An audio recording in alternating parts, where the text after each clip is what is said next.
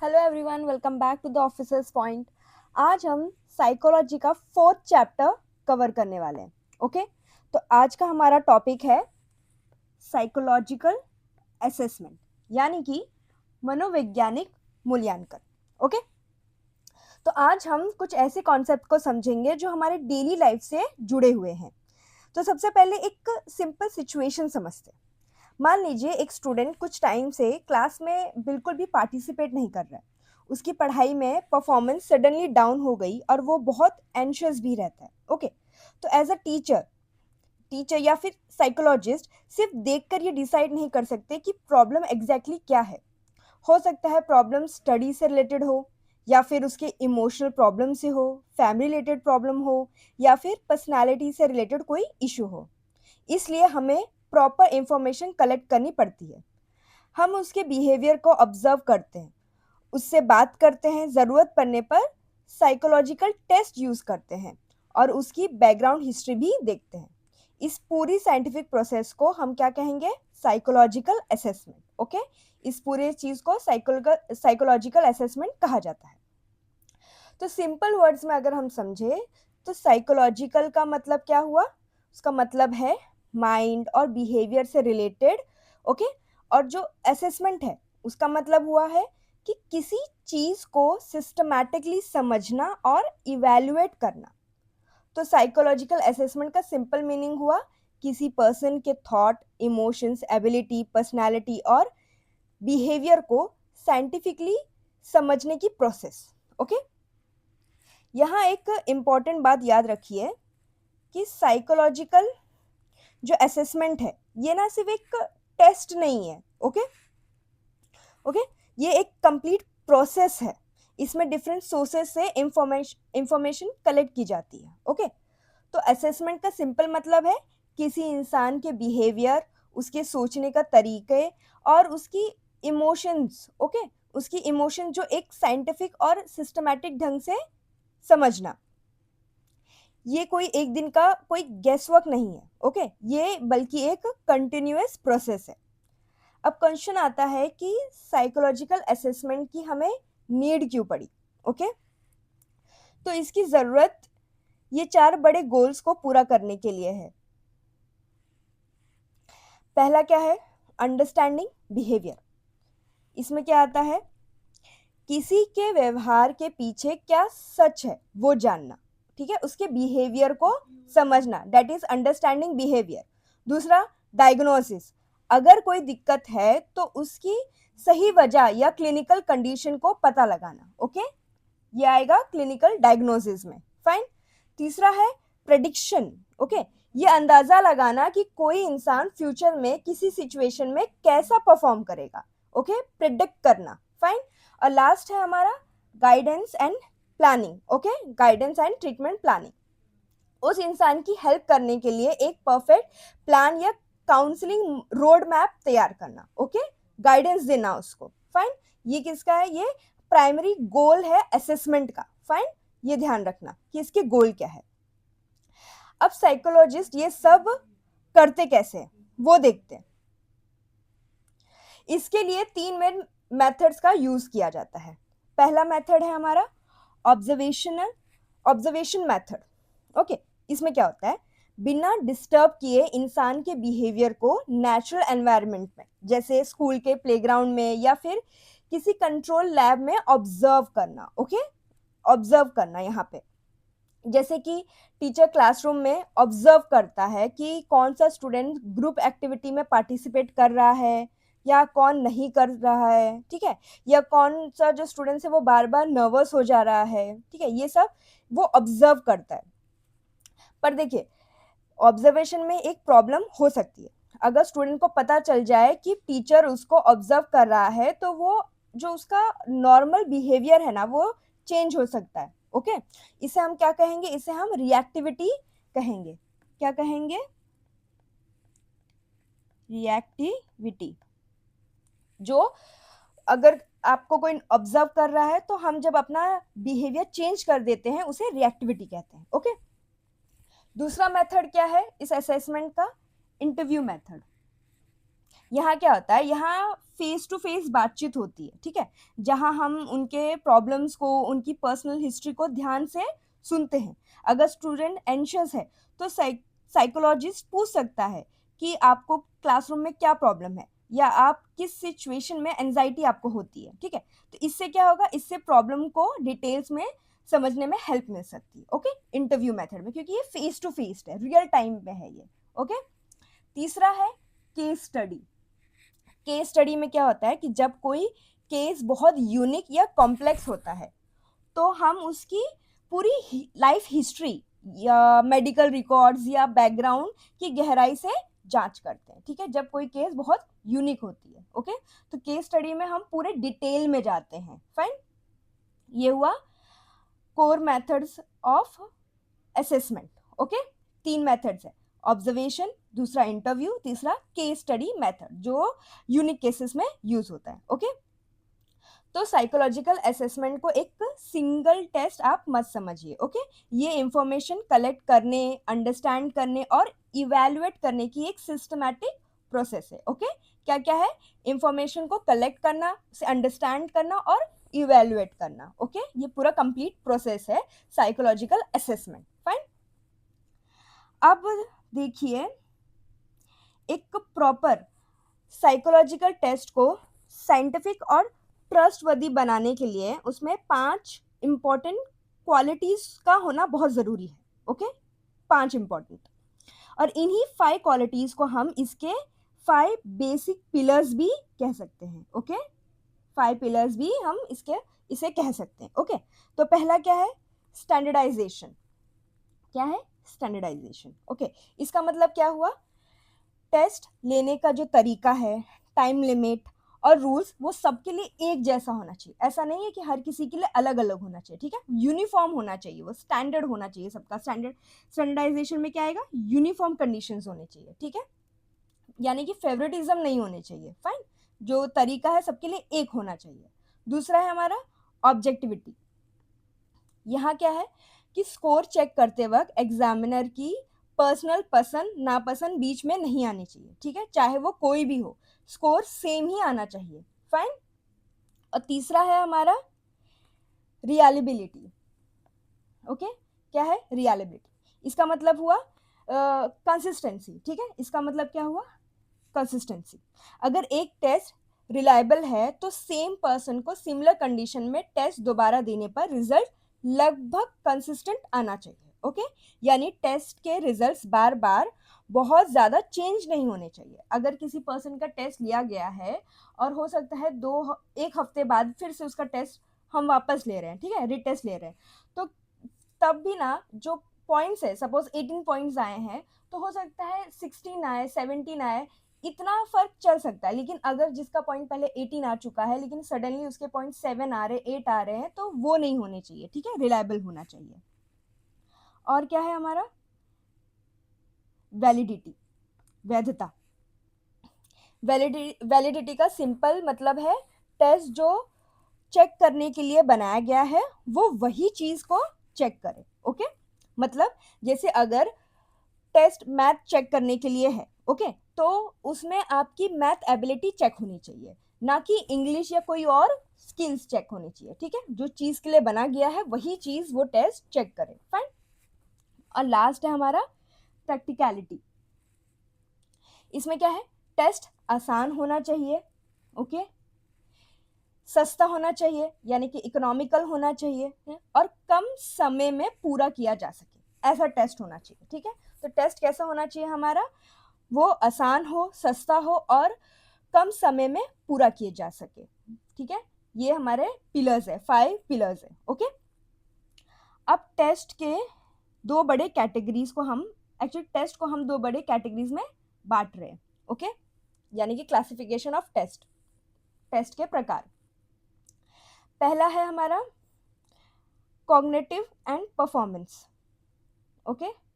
पहला क्या है, कॉग्निटिव एंड परफॉर्मेंस टेस्ट। यहाँ क्या है, साइकोलॉजिस्ट, ठीक है, तो ये साइकोलॉजिकल टेस्ट की फर्स्ट ब्रॉड कैटेगरी है, कॉग्निटिव एंड परफॉर्मेंस टेस्ट। ये टेस्ट मेनली ये देखते हैं कि पर्सन क्या जानता है, क्या सीख सकता है, कैसा सोचता है, ओके, और उसकी टास्क जो है वो कितनी इफेक्टिवली परफॉर्म कर रहा है, ठीक है। यहाँ हम क्या क्या देख रहे हैं कि पर्सन क्या जानता है, क्या सीख सकता है, कैसे सोचता है, और किसी टास्क को कितनी इफेक्टिवली वो परफॉर्म कर सकता है, यहाँ पे हम वो देखते हैं, ओके। तो इस कैटेगरी में मेनली क्या क्या आता है, इंटेलिजेंस आता है, एप्टीट्यूड आता है, और अचीवमेंट्स टेस्ट आते हैं। तो एक एक करके इनको हम समझते हैं। इंटेलिजेंट टेस्ट को पहले समझते हैं कि इसके अंदर क्या आ रहा है। इंटेलिजेंट टेस्ट ये चेक करता है कि पर्सन की जनरल मेंटल एबिलिटी कैसी है, ओके।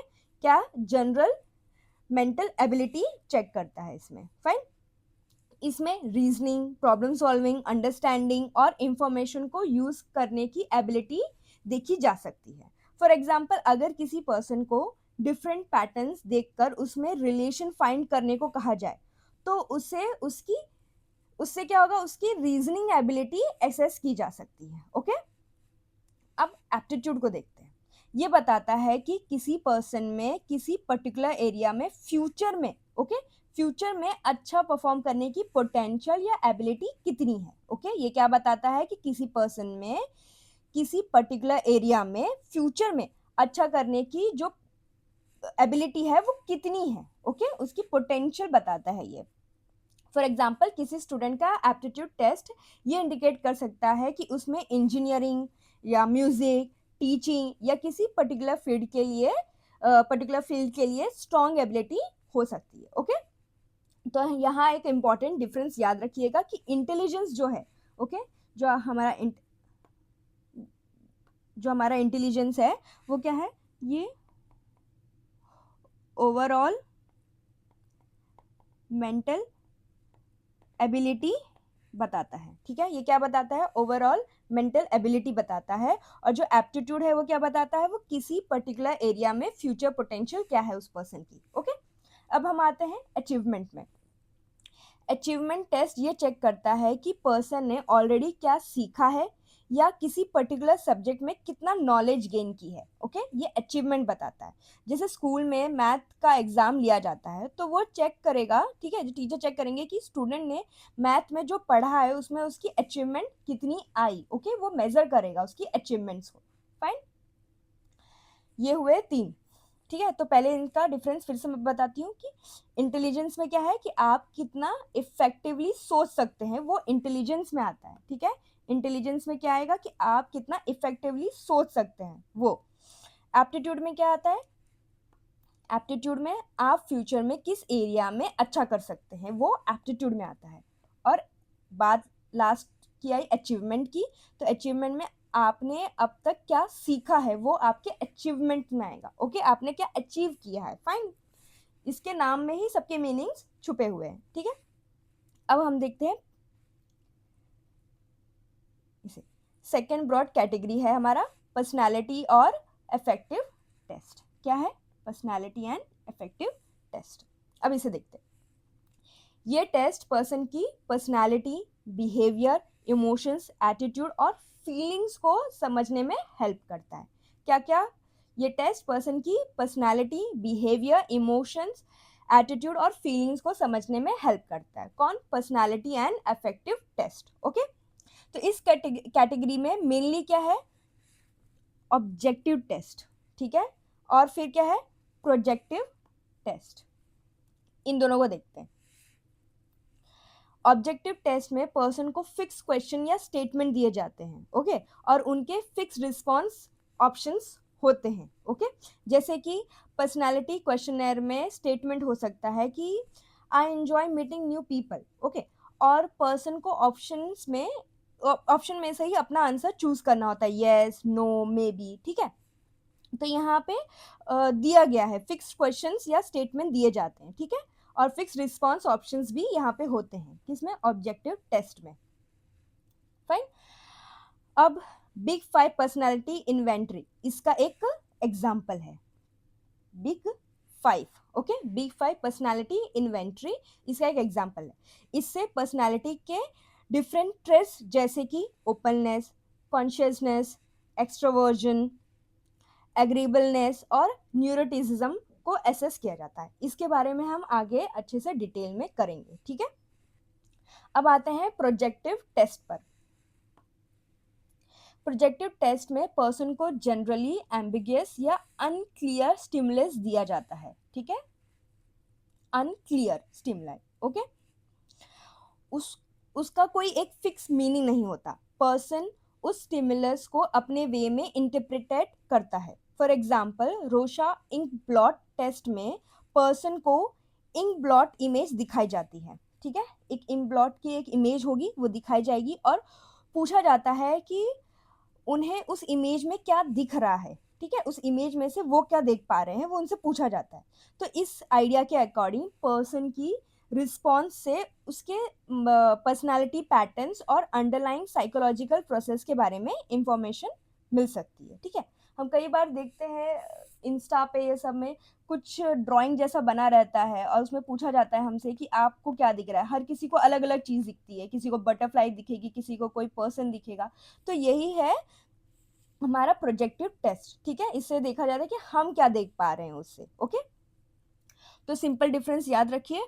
ऑब्जेक्टिव टेस्ट में क्या होता है, फिक्स क्वेश्चंस होते हैं, फिक्स रिस्पॉन्सेस होते हैं, स्ट्रक्चर स्कोरिंग्स होते हैं। और प्रोजेक्टिव टेस्ट में क्या होता है, अनक्लियर स्टिमुलस, पर्सन के उसके अपने ओन इंटरप्रिटेशंस होते हैं, ओके। चलिए अब बात करते हैं उस फोर्स की जो हमें ये सारे काम करवा रही है। क्या है वो है मोटिवेशन, ओके। क्या है मोटिवेशन?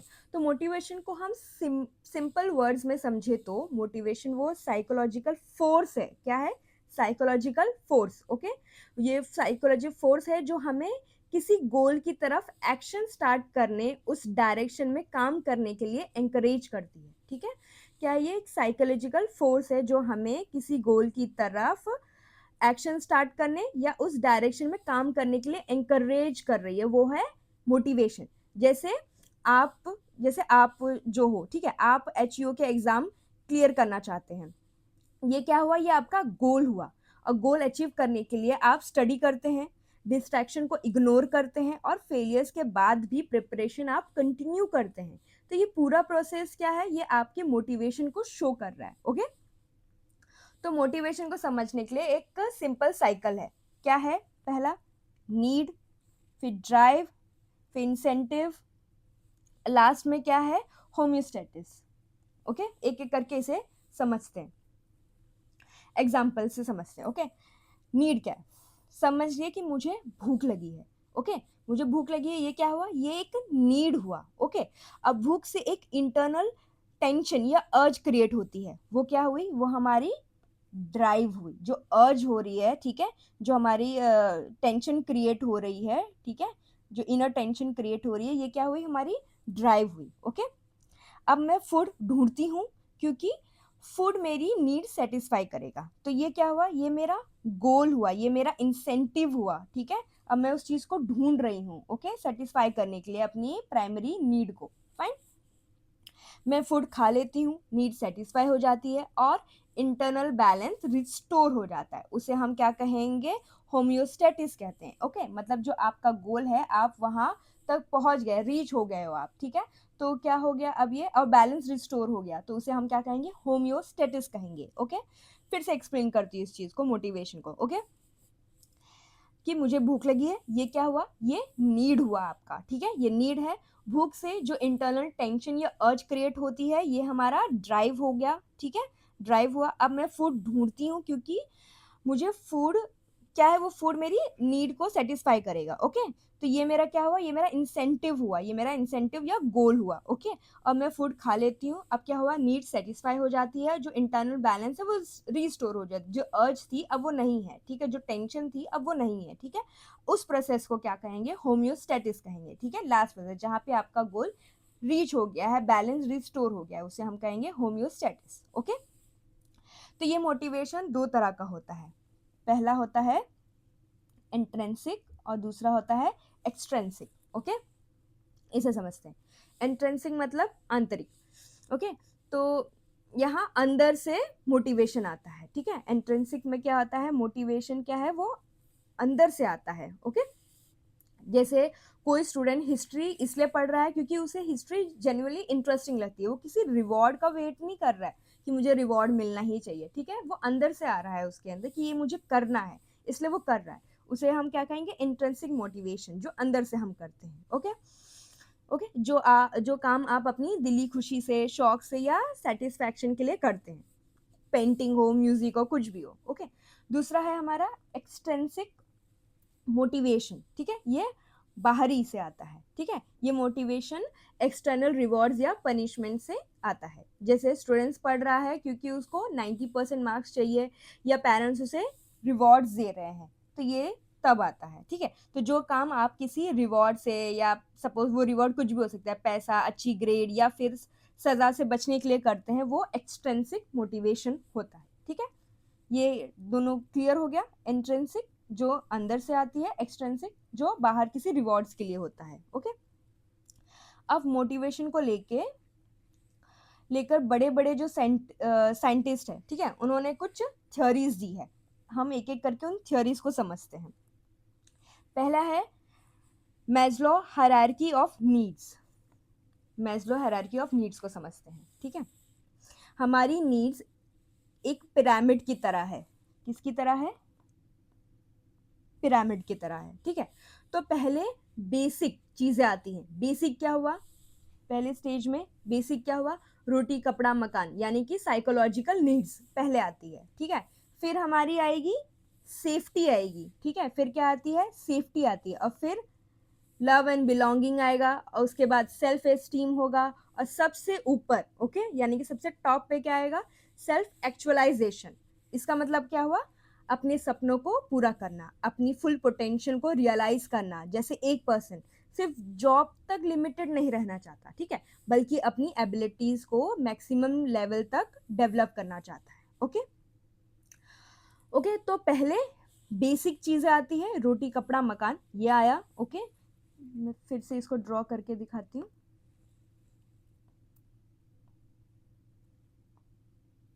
तो पहले स्टेज में हमारा क्या आ रहा है? बेसिक चीजें। ओके, बेसिक चीजें आ रही है। फिर दूसरे में क्या आ रहा है हमारा? सेफ्टी।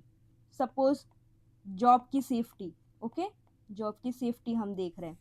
और फिर उसके बाद हम फ्रेंडशिप देखते हैं। ओके, क्या देख रहे हैं? फ्रेंडशिप, यानी कि दोस्ती, प्यार, ये सब, ठीक है।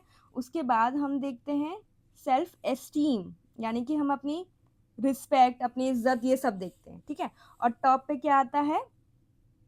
टॉप पे आता है सेल्फ एक्चुअलाइजेशन, ठीक है, यानी कि अपनी ट्रू पोटेंशियल तक पहुंचना, उसे सेल्फ एक्चुअलाइजेशन कहते हैं।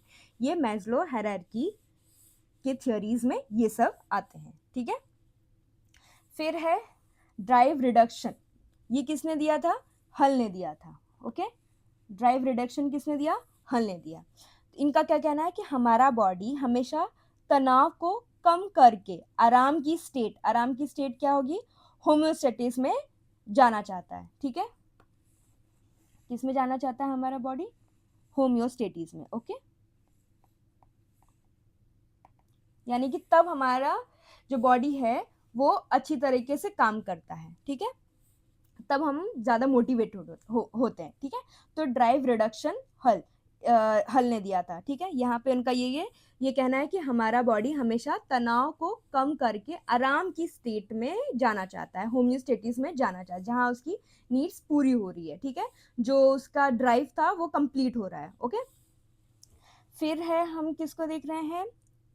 यकिस डॉटसन की थ्योरी को देख रहे हैं, ठीक है। यकिस डॉटसन, इनका क्या थ्योरी का नाम है? Arousal theory. ओके, तो इनके अकॉर्डिंग परफॉर्मेंस तब बेस्ट होती है जब अराउजल मॉडरेट लेवल पर होती है। कौन से लेवल पर? मॉडरेट, ये इंपॉर्टेंट है, याद रखना, मॉडरेट लेवल पर होती है, ठीक है, मॉडरेट लेवल पर होती है। अब अराउजल का मतलब पहले समझते हैं। अराउजल का मतलब है एक्साइटमेंट या एक्टिवेशन, ठीक है, कोई एक्साइटमेंट। ओके, अगर एग्जाम के लिए बिल्कुल भी टेंशन नहीं होगा तो हम क्या हो जाएंगे? हम केयरलेस हो जाएंगे, राइट। और अगर मॉडरेट प्रेशर है तो हम क्या करेंगे? हम अलर्ट हो जाएंगे और फोकस्ड रहेंगे, ठीक है।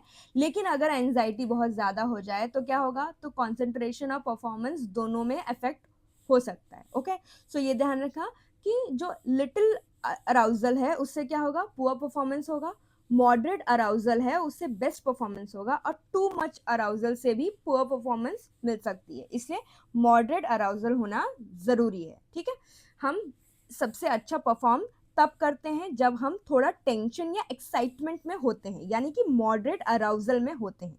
अगर टेंशन बिल्कुल जीरो होगी तो बोर्डम होगा, और टेंशन बहुत ज्यादा होगी तो पैनिक हो जाएगा। ओके, ये इनका कहना है, ये किस डॉटसन का ये थ्योरी है, अराउजल थ्योरी। ठीक है, और अराउजल में ध्यान रखना कि मॉडरेट अराउजल पे वो बात कर रहे हैं। दूसरा थ्योरी है मैक्लीलैंड के थ्री नीड्स। मैक्लीलैंड्स के देखते हैं। ठीक है, इनकी थ्री नीड्स को देखते हैं। उन्होंने कहा कि हम तीन चीजें, मतलब हमें तीन चीजें चलाती हैं। ठीक है, हमें तीन चीजें चला रही हैं। पहला कौन चला रहा है, अचीवमेंट, यानी कि कुछ बड़ा करने की चाह। ठीक है, ये हमें चला रहा है कि हम कुछ बड़ा करना चाहते हैं, ये हमारा एक लक्ष्य होता है। ठीक है, दूसरा है एफिलिएशन, दोस्तों से जुड़े रहने की चाह। ठीक है, दोस्तों से जुड़े रहने की एफिलिएशन। ठीक है, और लास्ट है पावर, यानी कि इन्फ्लुएंस करने की चाह। ये तीन चीजें, ठीक है, ये हमें चला रही है। ठीक है, ये तीन चीजें हमें चलाती है। किसने कहा था, मैक्लीलैंड ने कहा था, इन्होंने थ्री नीड्स दिया था हमें। ठीक है, तो ये पूरा सबके थ्योरीज किसने दिया था, सबके नाम अच्छे से याद रखना। ओके, कि मैस्लो हायरार्की में ये पिरामिड याद रखना, ड्राइव रिडक्शन में हल ने दिया था होमोस्टैटिस याद रखना, यर्किस डॉटसन में इन्होंने अराउजल थ्योरी दिया था, लेकिन मॉडरेट अराउजल थ्योरी है वो इंपॉर्टेंट है। ठीक है, मध्यम, ये इंपॉर्टेंट है। ठीक है, और मैक्लीलैंड में इन्होंने थ्री नीड्स के बारे में बताया है हमें। ठीक है, थ्री नीड्स क्या है, अचीवमेंट, एफिलिएशन और पावर। ओके, तो चलिए अब बात करते हैं पर्सनालिटी की। ओके, पर्सनालिटी सिर्फ आपका फेस या लुक नहीं है। ओके, तो गॉर्डन एल्पोर्ट के मुताबिक, किसके हैं, गॉर्डन एल्पोर्ट के मुताबिक ये हमारे साइकोफिजिकल सिस्टम का एक डायनेमिक ऑर्गेनाइजेशन है। ओके, जो ये तय करता है कि हम एनवायरनमेंट के साथ कैसे रिएक्ट करते हैं। इसका सिंपल मीनिंग ये है कि पर्सनालिटी फिक्स नहीं होती, ये डेवलप होती रहती है। ओके, इसमें साइकोलॉजिकल और फिजिकल एस्पेक्ट दोनों इन्वॉल्व होते हैं, और ये पर्सन को एनवायरनमेंट के साथ यूनिकली एडजस्ट करने में हेल्प करती है। ओके, तो पर्सनालिटी डेवलप होने में मेनली हेरिडिटी, एनवायरनमेंट और एक्सपीरियंस का रोल होता है। ओके, हेरिडिटी यानी कि बायोलॉजिकल। ओके, ये हमें कुछ बायोलॉजिकल टेंडेंसी से मिलते हैं, और दूसरा एनवायरनमेंट, ये हमें फैमिली, कल्चर, स्कूल और फ्रेंड से मिलते हैं। ठीक है, और लाइफ एक्सपीरियंस जैसे सक्सेस, फेलियर और इम्पोर्टेंट इवेंट्स पर्सनैलिटी को ये फर्दर शेप करते हैं। ओके, हमारी पर्सनैलिटी को ये तीन चीज़ें शेप करती है, ये ध्यान रखना। तो पर्सनैलिटी को एक्सप्लेन करने वाली इंपॉर्टेंट थियरीज को देखते हैं। ओके, तो उसमें से एक है ट्रेट थियरी। ट्रेट थियरी, उसे बिग फाइव थियरी भी कहा जाता है। ठीक है, या फिर ओशन थियरी, ये तीन ऐसे अलग अलग नाम से भी एग्जाम्स में आ सकते हैं, तो याद रखना trait theory, big five theory, ocean theory, ये सब एक ही थियरी है। ठीक है, इसमें क्या होता है ट्रेट थियरी में, जिसमें पर्सनालिटी को डिफरेंट ट्रेट के थ्रू समझा जाता है। ओके, तो इसमें इनका फेमस मॉडल है बिग फाइव पर्सनालिटी मॉडल, जो हमने टॉप पे भी देखा था। Okay, ocean. तो ये ओशन क्या होता है, पहले इसे समझते हैं। ओ का मतलब, हाँ स्पेस, हाँ, ओ से क्या हुआ, ओ का मतलब हुआ ओपननेस। ओके, सी का मतलब क्या हुआ, हाँ मेंशन नहीं है। सी का मतलब हुआ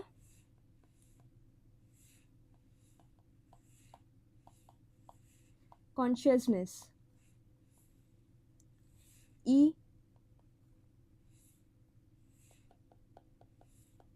एक्सट्रोवर्जन।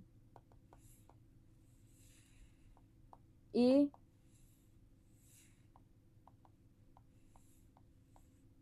एग्रीबलनेस। ये सबको एक एक करके समझाती हूँ मैं। और एन, यहाँ लिखती हूँ एन,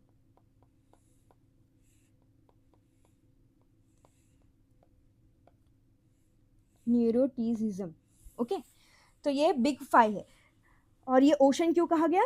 क्योंकि ओ से ओपननेस आया, ठीक है, ओ से क्या आया हमारा? ओपननेस आया, सी से कॉन्शियसनेस आया, ई से एक्सट्रोवर्जन आया, ए से एग्रीबलनेस आया और एन से न्यूरोटिज्म आया। ओके, इसलिए इसे ओशन कहा गया। फिर से रिपीट करती हूँ, ओ से ओपननेस आया, सी से कॉन्शियसनेस आया, ई से एक्सट्रोवर्जन आया, ए से एग्रीबलनेस आया और एन से न्यूरोटिज्म आया। इसलिए OCEAN ऐसा कहा गया। ओके, एक एक करके समझते।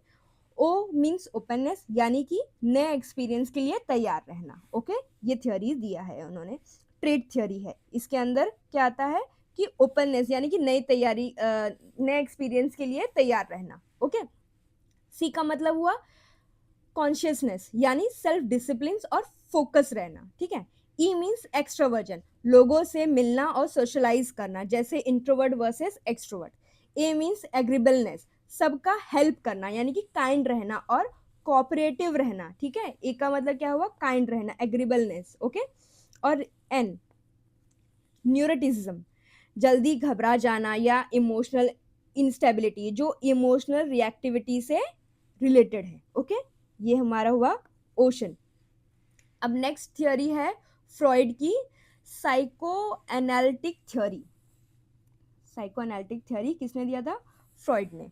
ओके, तो फ्रॉइड ने पर्सनालिटी को 3 पार्ट में एक्सप्लेन किया, इद, ईगो, सुपर ईगो। ओके, इद, ईगो, सुपर ईगो। एक एक करके इसको समझते हैं। ईद इमीडिएट प्लेजर चाहता है, यानी कि एक जिद्दी है, इसे जो चाहिए तुरंत चाहिए, ठीक है। सपोज एग्जाम कल है लेकिन माइंड बोल रहा है कि मुझे अभी मूवी देखनी है, तो ये क्या हुआ? ये आपका ईद हुआ, ठीक है, ये जिद्दी है। और दूसरा है ईगो, यानी कि प्रैक्टिकल बैलेंस ये क्रिएट करता है कि पहले 2 घंटे मैं पढ़ लेता हूँ, ठीक है, और उसके बाद मैं मूवी देखूंगा। ये आपका कौन है? ये आपका ईगो है। और जो सुपर ईगो है वो क्या है? वो प्रेजेंट करता है आपके मोरल्स, यानी कि एग्जाम के टाइम मूवी देखना बहुत ही गलत होगा, बहुत रॉन्ग होगा, ठीक है, तो मुझे पढ़ना चाहिए, ठीक है। तो सुपर ईगो क्या होगा? ये आपका मॉरल है। ईगो क्या है? ये बैलेंस क्रिएट करता है। और जो इद है वो तुरंत प्लेजर चाहता है। ओके, फ्रॉइड ने ये बताया अपनी थियोरी में। ओके, तो इद मतलब आई वॉन्ट इट, मुझे चाहिए ही चाहिए, ठीक है। सुपर ईगो आई शुड, मतलब क्या सही है क्या गलत ये मुझे पता है क्लियरली। और ईगो क्या है? वो प्रैक्टिकल है। ओके, ईगो क्या है? आपका प्रैक्टिकल है। ओके, अब ह्यूमनास्टिक थ्योरी को देखते हैं। ये किसने दिया था? ये हमें रॉगर्स ने और मैस्लो ने दिया है। ओके, ये ह्यूमन ग्रोथ, ओके, ये किस पे बात करते हैं? ह्यूमन ग्रोथ और सेल्फ डेवलपमेंट पर फोकस करते हैं, ठीक है। ह्यूमन के ग्रोथ पे ये फोकस ज्यादा करते हैं, ठीक है, सेल्फ डेवलपमेंट पर ये फोकस ज्यादा करते हैं। इस अप्रोच में ह्यूमन बीइंग को ग्रोथ और सेल्फ एक्चुअलाइजेशन की टेंडेंसी में माना जाता है। ओके, और लास्ट है हमारे एल्बर्ट बेंडूरा, ठीक है। बेंडूरा ने क्या दिया है? सोशल कॉग्निटिव थ्योरी दी है, ठीक है। सोशल कॉग्निटिव थ्योरी में इन्होंने क्या बताया? रेसिप्रोकल डिटर्मिनिज्म दिया है। क्या दिया है? Reciprocal determinism. ओके, तो इसका मीनिंग क्या हुआ? इसका मीनिंग है पर्सन, बिहेवियर और एनवायरनमेंट एक दूसरे को कंटिन्यूसली इन्फ्लुएंस करता है। कौन कौन? पर्सन, बिहेवियर और एनवायरनमेंट, ये एक दूसरे को कंटिन्यूसली इन्फ्लुएंस करते हैं। इसका मतलब हुआ कि पर्सन कैसा है, उसका बिहेवियर क्या है, वो किस एनवायरनमेंट में है, रह रहा है, ये सब एक दूसरे को इन्फ्लुएंस करता है। किसने बताया था ये बेंडूरा ने बताया था अपने सोशल कॉग्निटिव थ्योरी में। रेसिप्रोकल डिटर्मिनिज्म में उन्होंने इस बारे में बताया है, ठीक है। पर्सन, बिहेवियर उसका और उसका एनवायरनमेंट, ठीक है, ये एक दूसरे से जुड़े हुए हैं। ओके, ये एक दूसरे को इन्फ्लुएंस करते हैं। अब आते हैं हम लैंग्वेज पे। ओके, लैंग्वेज के कॉन्सेप्ट पर आते हैं, लैंग्वेज डेवलपमेंट। सोचिए एक छोटा बच्चा बिना किसी फॉर्मल स्कूल के, ठीक है, इतनी जल्दी भाषा कैसे सीख लेता है? तो इसके पीछे हमारे ब्रेन के ना 2 इंपॉर्टेंट पार्ट्स है। पहला है ब्रोकाज एरिया, ठीक है, जो बोलने में हेल्प करता है। और दूसरा है वर्नेक्स एरिया, जो भाषा को समझने में हेल्प करता है, ठीक है। तो भाषा सीखने में मेन थियोरीज क्या क्या है वो देखते हैं। पहला है नेटिविस्ट थ्योरी। किसने दिया था? चॉम्स्की ने दिया था, ठीक है। नेटिविस्ट चॉम्स्की ने दिया था, ओके। उन्होंने कहा कि हमारे दिमाग में एक इनबिल्ट सिस्टम होता है। क्या होता है? एक इनबिल्ट सिस्टम। वो क्या है inbuilt system? Language acquisition device, ठीक है। वो कहते हैं कि ये इनबिल्ड है हमारे दिमाग में, ओके। हम ग्रामर के रूल्स के साथ पैदा होते हैं। ऐसे किस थ्योरी में दिया है? नेटिविटिस्ट थ्योरी में दिया है, चॉम्स्की ने बताया, ठीक है। उन्होंने बताया कि हमारे दिमाग में एक इनबिल्ड सिस्टम होता है जिसे लैंग्वेज एक्विजिशन डिवाइस कहा जाता है। दूसरा है बिहेवियरिज्म। स्कीनर ने दिया है। बिहेवियरिज्म किसने दिया है? स्कीनर ने दिया है। इनका मानना है कि बच्चे इमिटेशन यानी कि नकल से, ओके, नकल से और तारीफ या रिवॉर्ड से भाषा सीखते हैं, ठीक है। जैसे कि अगर उन्होंने कोई चीज बोला है या फिर कुछ पॉइंटिंग की है तो हम क्लैप करने लग जाते हैं, खुश हैं, तो वो बार बार उस चीज को फिर वो करने लग जाते हैं। उनको ऐसा लगता है ना रिवॉर्ड्स मिले, वो खुश हो जाते हैं, ओके। तो बच्चे कैसे सीखते हैं? इमिटेशन यानी कि नकल से सीखते हैं, तारीफ से, रिवॉर्ड से वो भाषा सीखते हैं। किसने कहा था ये? स्किनर ने कहा था अपने बिहेवियरिज्म थ्योरी में, ओके। फिर हाँ, बेंडुरा ने, ओके, बेंडुरा ने ऑब्जर्वेशन और मॉडलिंग को, ठीक है, को इम्पोर्टेंस दी। उन्होंने सोशल कॉग्निटिव थ्योरी में ये सब के बारे में बताया है, ठीक है, कि चाइल्ड पेरेंट्स और सराउंडिंग पीपल को ऑब्जर्व करके लैंग्वेज पैटर्न लर्न करता है, ठीक है। वो किससे किससे चाइल्ड सीखता है? पेरेंट्स और सराउंडिंग पीपल से, ठीक है, यानी कि ऑब्जर्व करके वो सीखता है। बेंडुरा ने ये बताया है, ओके। अपने ऑब्जर्वेशन और मॉडलिंग को इन्होंने इंपॉर्टेंस दी है, ओके। और लास्ट में क्या है? इंटरैक्शनिज्म। ये किसने दिया था? वाइगॉट्स्की ने दिया था, ठीक है। वाइगॉट्स्की ने इंटरैक्शनिज्म बताया था। ये कहते हैं कि भाषा एक सोशल टूल है। क्या है? एक सोशल टूल है ये, ठीक है। जितना बच्चा समाज से इंटरैक्ट करेगा उतनी जल्दी वो सीखेगा, ओके। वाइगॉट्स्की का कहना ये है, फाइन। अब मैं लास्ट स्लाइड पे आते हैं। वो है यूनिवर्सल माइलस्टोन ऑफ लैंग्वेज, ठीक है, यानी कि भाषा सीखने के पड़ाव को हम समझते हैं एक एक करके। पहले पहले 2 से 4 महीने में, ठीक है, इसमें क्या क्या चीजें आती है? पहला आया हमारा क्विंग, ठीक है। क्या आता है? क्विंग आता है। इसमें बच्चा ना छोटी वॉवल साउंड्स निकालता है, ठीक है, छोटी छोटी वॉवल साउंड्स वो निकाल रहा है। दूसरा है बैबलिंग, 6 to 10 मंथ में आ रहा है, ठीक है।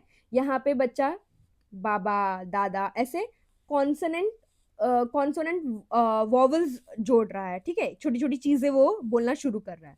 अब 10 से 12 में क्या आ रहा है? जेस्चर आ रहा है, ठीक है। वो पॉइंटिंग करके या वेविंग करके चीजें सिखा रहा है, ठीक है। हाथ हिला के, हेलो करके, क्लैप करके वो एक जेस्चर से चीजें बता रहा है कि अब वो हैप्पी है नहीं है, ठीक है। ये इस तरह से बच्चा छोटे ही एज में इंटरेक्ट करना स्टार्ट करता है, ओके। फिर है हमारा होलोफेस्टिक स्टेज। ये कब आता है? ये 12 से 18 महीने में आता है, ठीक है, होलोफ्रेस्टिक स्टेज। इसमें क्या होता है कि बच्चा सिर्फ एक सिंगल वर्ड बोलना सीखता है, ठीक है। यहाँ पे वो सिर्फ एक सिंगल वर्ड, एक शब्द वर्ड वो सीखेगा, ओके। एक शब्द में वो बोलना सीखेगा। जैसे कि समझिए कि अगर बच्चा मिल्क बोल रहा है तो वो मिल्क बोलकर actually I want milk express कर रहा है कि मुझे दूध चाहिए, वो एक्सप्रेस कर रहा है एक छोटी सी चीज पे, ठीक है। और दूसरा है टेलीग्राफिक स्पीच। ये कब आता है? 18 से 24 महीने में। अब यहाँ क्या है? यहाँ वो 2 वर्ड्स सीखता है, 2 वर्ड्स के सेंटेंस बनाना शुरू करता है, जैसे कि पापा गो, मम्मी कम, ऐसे ऐसे करके वो वर्ड्स बनाना शुरू करता है, ओके। तो होमोफ्रेस्टिक में क्या होता है? वो एक वर्ड बनाता है, ओके। और यहाँ पे टेलीग्राफिक में वो 2 शब्द बनाना शुरू करता है। फिर आता है हमारा मेटालिंग्विस्टिक अवेयरनेस, ओके। मेटालिंग्विस्टिक अवेयरनेस यहाँ पे क्या होता है?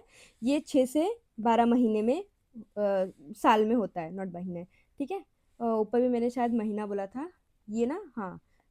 ग्रामर जो टेलीग्राफिक ये सब जो सीखने लग जाता है, ठीक है, वो टेलीग्राफिक तो 18 से 24 महीना है, लेकिन ग्रामर मास्टरी, ठीक है, ग्रामर मास्टरी में रह गया था 2 to 5 years में ये आता है, ठीक है। यहाँ ग्रामर की तेजी से विकास होती है, ठीक है, ग्रामर मास्टरी में।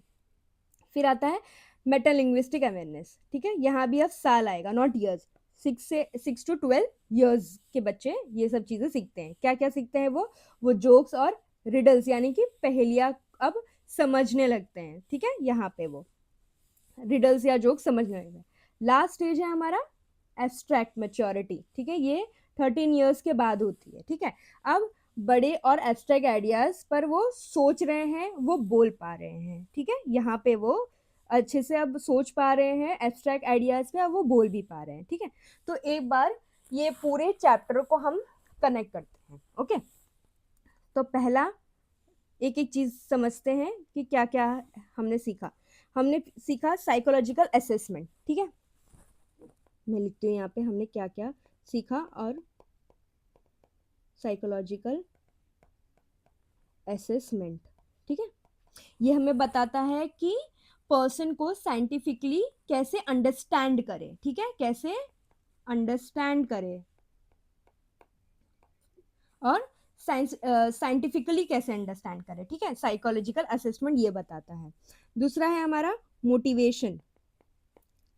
दूसरा हमने क्या पढ़ा इसमें, मोटिवेशन पढ़ा। ये बताता है कि पर्सन किसी गोल की तरफ एक्शन क्यों लेता है, ठीक है। हम कोई गोल बनाते हैं तो हम उसमें एक्शन क्यों लेते हैं, ये हमें बताता है, ओके। मोटिवेशन बताता है। फिर पर्सनालिटी, ओके, ये बताती है कि पर्सन के थिंकिंग, फीलिंग और बिहेवियर के रिलेटिवली कंसिस्टेंट पैटर्न क्या क्या है, ठीक है। हमारी पर्सनालिटी बताती है, ठीक है, वो पैटर्न्स बताती है। फिर है लैंग्वेज डेवलपमेंट। ये हमें क्या बताता है कि ये हमें बताता है कि कम्युनिकेशन एबिलिटी इन्फेंसी से एडोलेसेंस तक कैसे डेवलप होती है, ठीक है। ये छोटे बच्चों से आगे तक अडल्ट तक हमारी जो लैंग्वेज है, ठीक है, जो हमारे कम्युनिकेशन स्किल्स है, एबिलिटी है, वो कैसे डेवलप हो रही है, ठीक है। तो यहाँ ये हमें कम्युनिकेशन के बारे में बता रहा है, ओके ओके। तो यही पूरे चैप्टर का कंसेप्चुअल फ्लो है, ठीक है। ये ध्यान रखना, psychological assessment, motivation, personality, language development, ठीक है। ये पूरे चैप्टर का कंसेप्चुअल फ्लो है। तो दोस्तों ये था हमारे माइंड, पर्सनालिटी, मोटिवेशन और लैंग्वेज का एक सुपर इजी सफर, ओके। तो आप इसे अच्छे से रिवाइज कीजिए, ओके, ठीक है।